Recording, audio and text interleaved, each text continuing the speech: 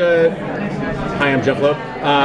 You should know that I'm here in spirit with my other executive producers. So picture Louis D'Esposito's over here, and over here are Jed Whedon and Marissa Tancerone, and then sitting behind me is Jeff Bell.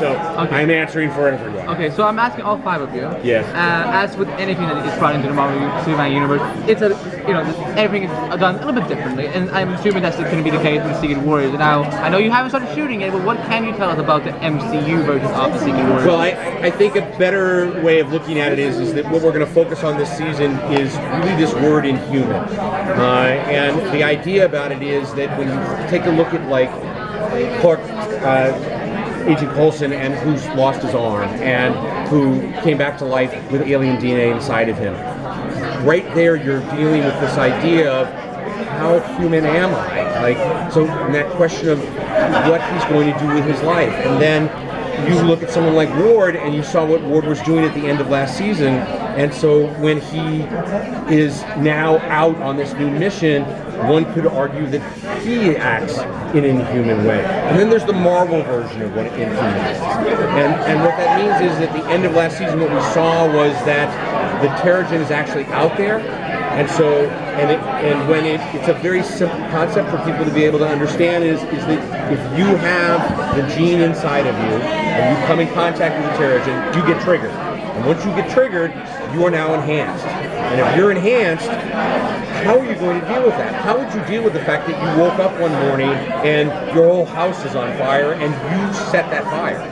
And so, is it terrifying? Is it empowering? And then you bring S.H.I.E.L.D. into that in order to contain, maybe have to put down, or maybe recruit. And as we've seen in the past, when S.H.I.E.L.D. gets involved in those situations, it doesn't always go the right way. And so when those things happen, what we want to be able to do is be able to tell stories that feel very Marvel.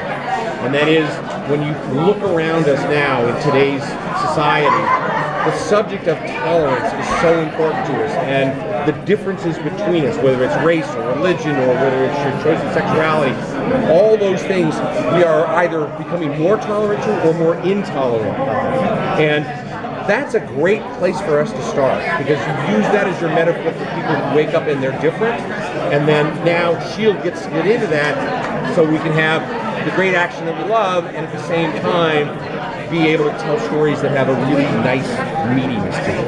Like looking for the identity, basically. Exactly. Last question.